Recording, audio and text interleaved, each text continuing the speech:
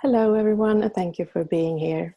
I'm your Shakti guide, Evanston, and I welcome you to the Shakti Flow Summit, where we learn how to embrace our feminine flow to receive more joy, balance, and energy in life.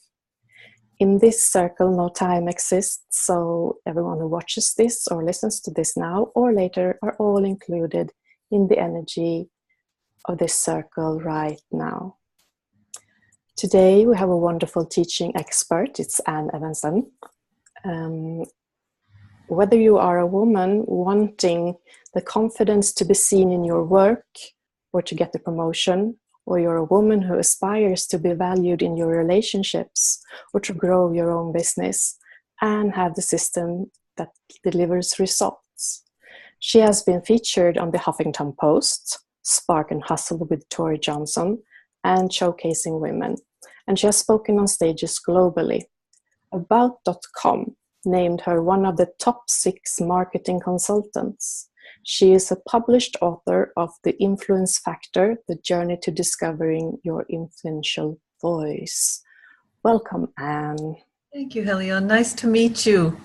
Nice to meet you too. And for today, we have sent out a link so that everyone can get the Power Network handout that we will be talking around today.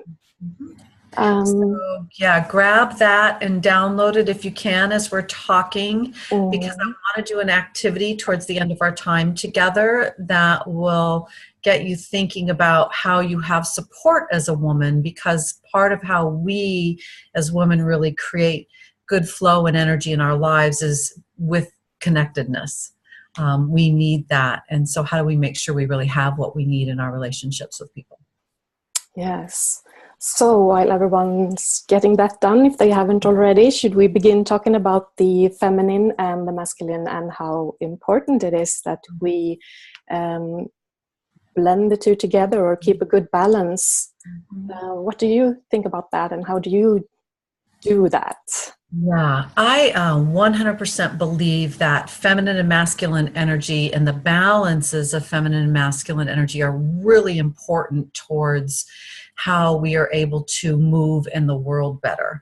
I tend to be a woman who has more masculine energy than feminine. My husband has something he says to me all the time. Well, I shouldn't say all the time. On occasion, he says, "Anne, it's time to put your dick away." So that is his way of saying to me, my masculine is a little too strong. I need to balance with my feminine energy. And some women are the opposite. I work with women who have strong feminine energy, and they need some of the masculine to balance out what they're doing in relationships and work and their lives with their children. So being able to start to understand what those energies look like is so important for us to be able to feel happier, feel empowered. And to me, personal power is when I feel personally empowered, that's when I really feel good in life. Yes. And one thing I have noticed, the coaches are often a lot of masculine energy. Interesting. Yeah. Well, and that's interesting because I work with a lot of spiritual healers, energy workers, and I would say they lean a little more towards the feminine energy side. Yes, we do. And we end up with the coaches that has the masculine energy. I think all the teachers has that.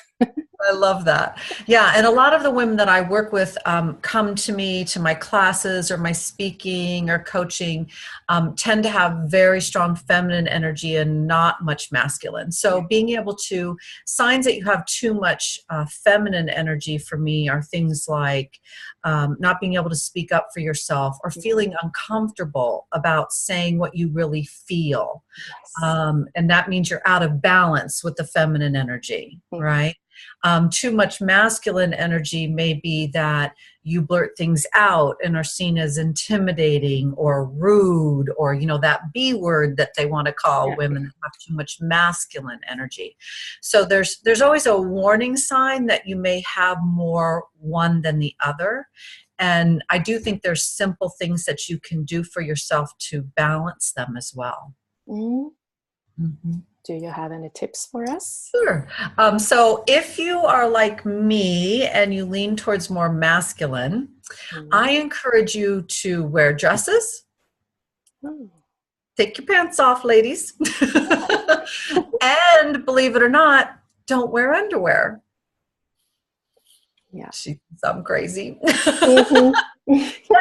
Again, if you research this, I'm really not making this up. There is a strong belief that all of our feminine power is down in our hips, right? It's where we birth babies. It's that whole space down there in our pelvic bones that really grounds the feminine energy. And we tend to bind up our feminine energy with how we dress and what we wear. And we can release feminine energy just by simply changing what we wear. And I'm not talking high heels. I don't think you need to put red lipstick on. I'm not saying any of that. I'm just saying find something loose, flowy, freeing if you need more feminine energy in your life. For me, do 30-day challenges where I do that for 30 days in a row. And it's like amazing how much it shifts my feminine energy back into balance with my masculine. Yeah. Sounds amazing. Yeah. So fun and crazy, a crazy one to try for that. Now, if you lean more feminine and you need more masculine in your life, if I could get women to do this, I would have them like go out to the park or the water or something like this and just scream at the top of their lungs. Because masculine energy tends to come from more this part of the body. And if you can radiate outward and upward, you're going to find that you're going to pull more masculine energy into your body. So if I could get women to do that, that feels a little scary. So then I say, okay, well, will you go and throw some rocks? Will you go out into a park or to a body of water that you have and just chuck rocks as hard as you can throw the rocks? You don't have to be with anybody to do that. Again, just a very physical movement that shifts that energy for you in terms of it. I remember my teacher from 10 or 15 years ago, she said I could drive in my car and scream as well. There you go. That'd be a safe place to do that. Yeah. A starter. So if you can get in the car, scream at the top of your lungs, that really releases and just allows masculine energy back into your life, because you have to release some of the feminine for the masculine to get in, or vice versa. Yes, of course. Yeah, that was really good tips.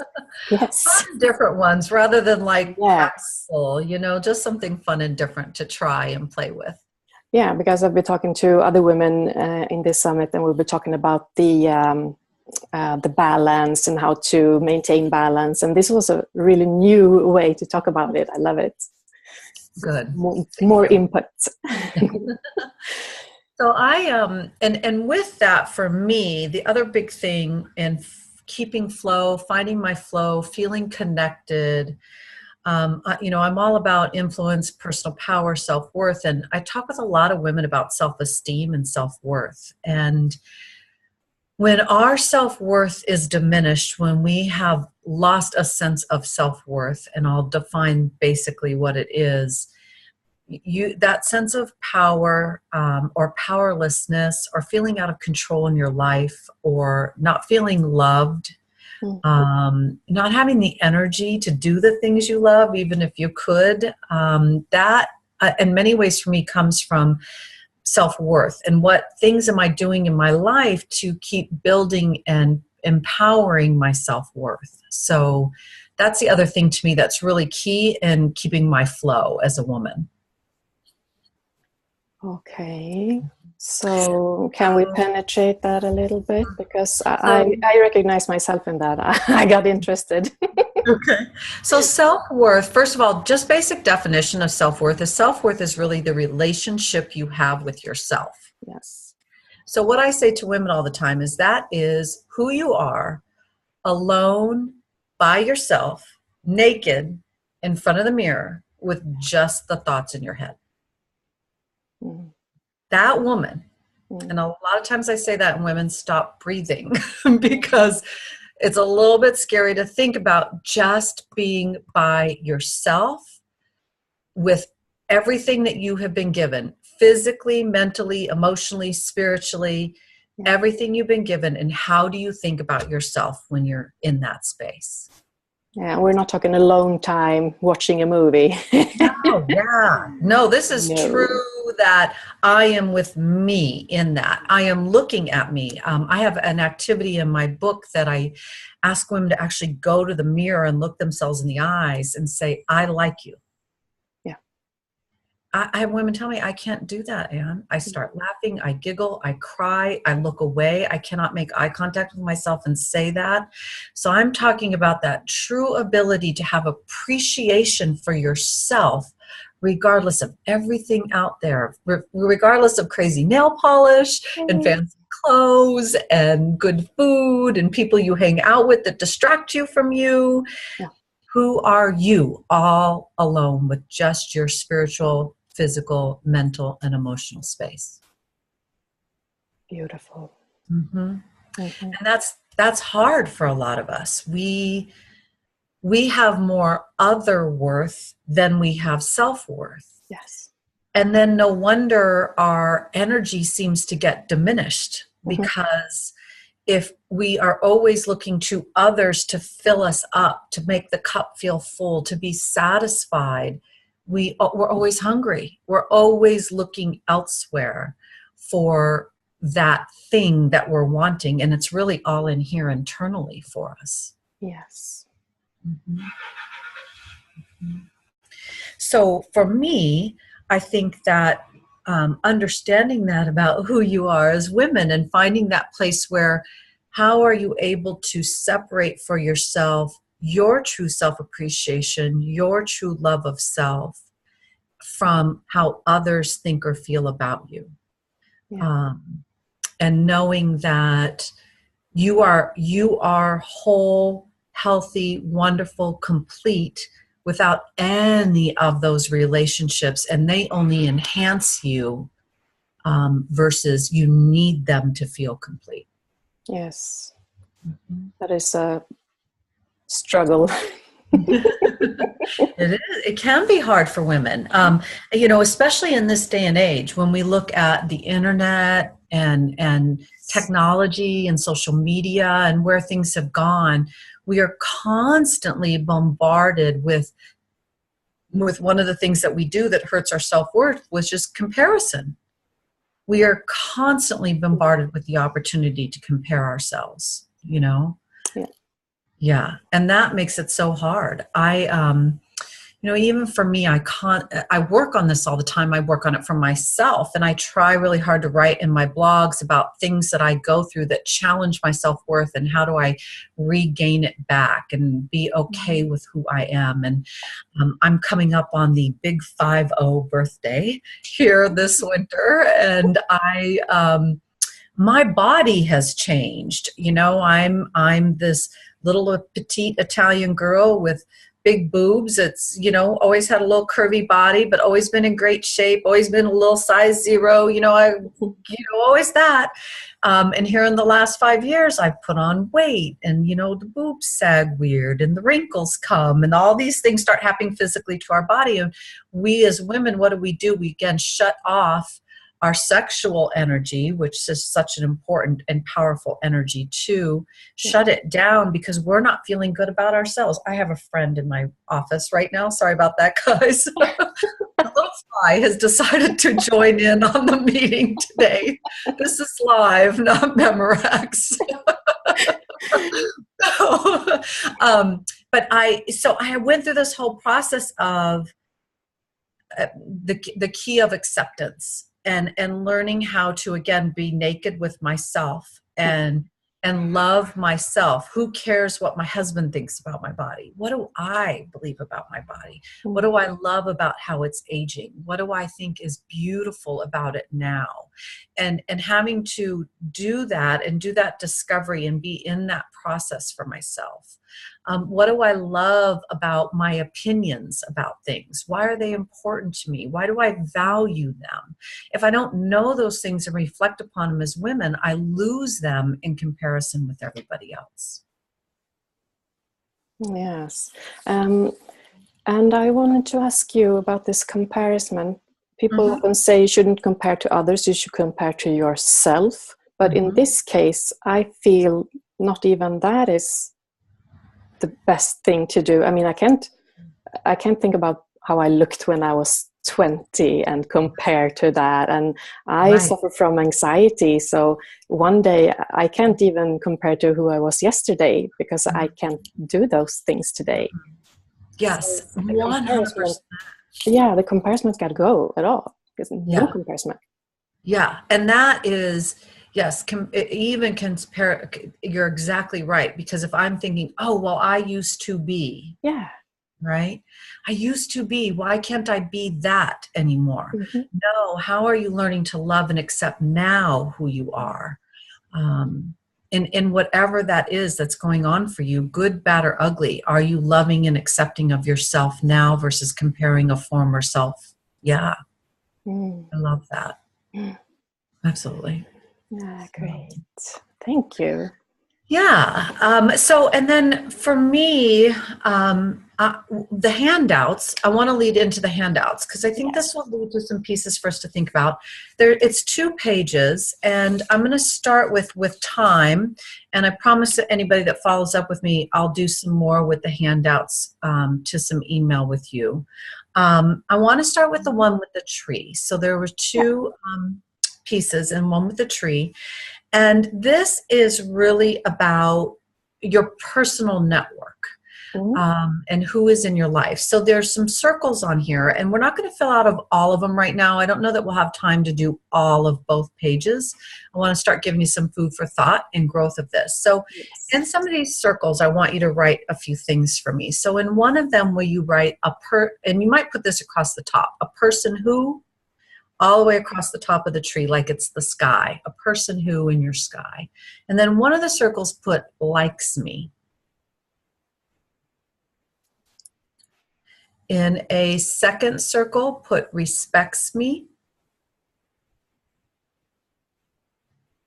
In a third circle, puts challenges me.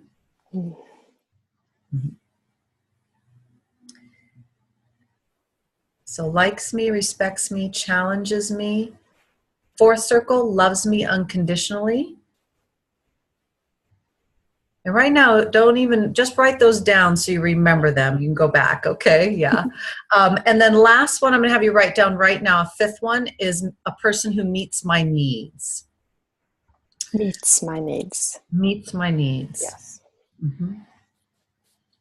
So now here's what I want you to do for this activity. I'll give you a moment. I want you to write down a person into each one of those 5 spaces.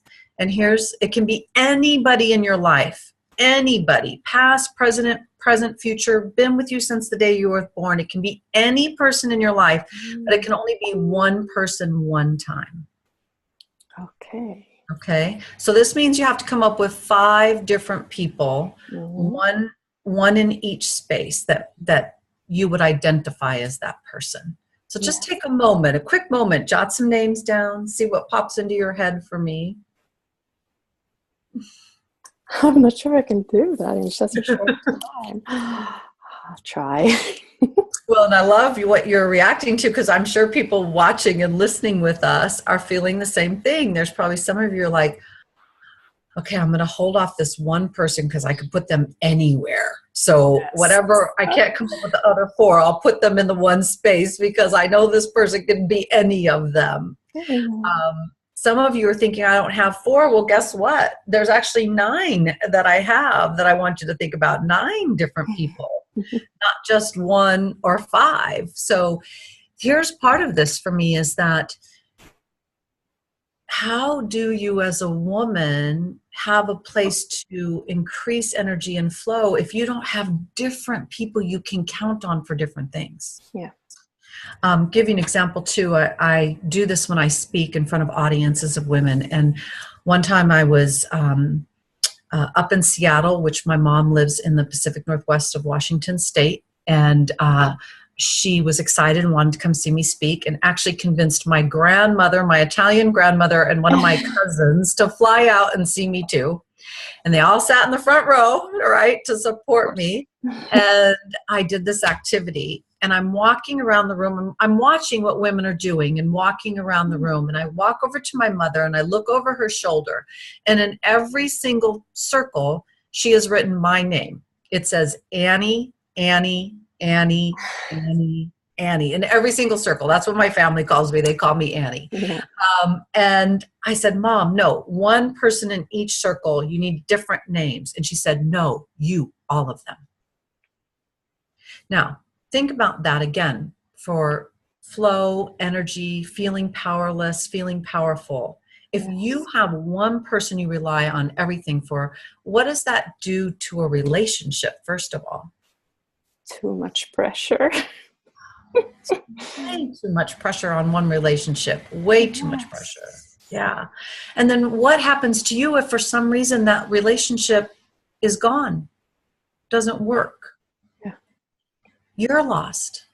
So thinking about how you look for different people in your life to do different things is really important.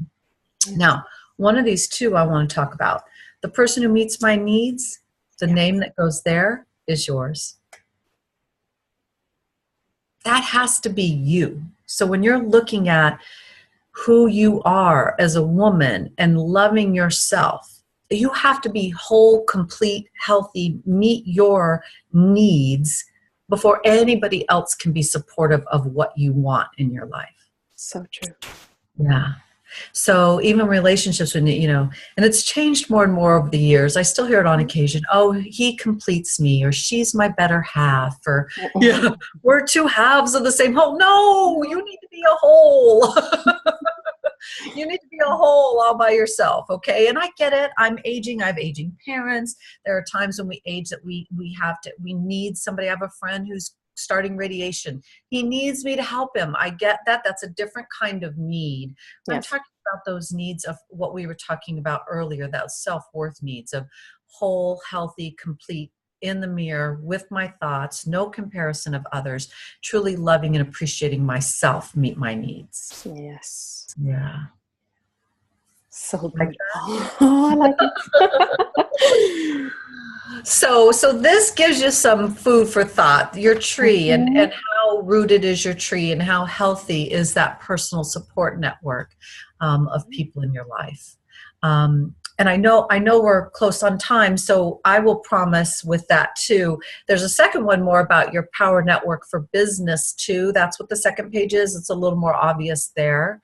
But I can share via email with everybody listening in with what to do with that page and how it can help you feel stronger, more supportive in your work. So whether you're climbing the corporate ladder or whether you're self-employed like we are, I can give you some insights into that one too. Yeah, that's beautiful, because that's always interesting, because even if you say it's about business, I'm sure everyone can use it in their own way. Oh, yeah. Or, I mean, taking care of a house and a home can be like a business sometimes. Oh, for sure. And in many ways, yeah, and if you're a full-time mom, the second one, I have many moms that come back to me, though, later in life. Kids are getting older and they want to work again. And where is their network? Where are the people that they can reach out to? And how do we, reintegrate them back into what they might want to do later in life too? Yeah. And what I think about when you talk about this tree is, if I put people in these positions, then I can actually use the right person for the right purpose. Exactly. So I don't go to my best friend for the support that she can't give me. Exactly. We stop relying on a person for something that really isn't what we get from them. And we keep trying to get it from them, and that's not what they provide for us in that relationship. Yeah. And it makes relationships healthier too, because you realize that not everybody is supposed to be everything to you. Yeah, true. Underneath the tree, there's 3 circles as well. Mm-hmm. Yeah, there are more. There's 9 total. So we only did 5 of them. There are more, that we look at in terms of who backs you up, who thinks you're sexy, because I'm big on what I call orgasmic energy, whole nother conversation. Orgasmic Cosmic energy is not climax, so it's a very different conversation. Yes. And trying to look at that with women and understanding the importance of some of those things too. Yes. Yeah, we have a few of those speakers as well. So I Good. really feel this is better because this is new. You bring something new to us.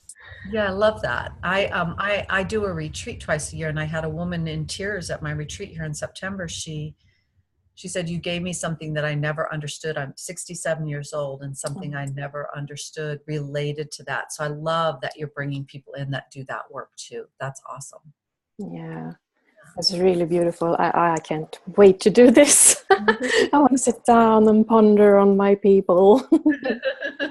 Yeah, Actually, think about who they are and reach out. Start to build some of the new relationships that you need. yeah. It's funny because I can remember my mom growing up always saying, "I love you, but I don't always like you." Yeah. And that like is a very different thing than love, without a doubt. So who is that person that just genuinely likes you, thinks you're a cool person? Do you know who he or she is, and why they like you? What makes you likable to them? So it's a great worksheet to start thinking about some of those relationships. Yes, I look forward to that. Good. Thank you so much, Anne. This was very, Welcome. very interesting.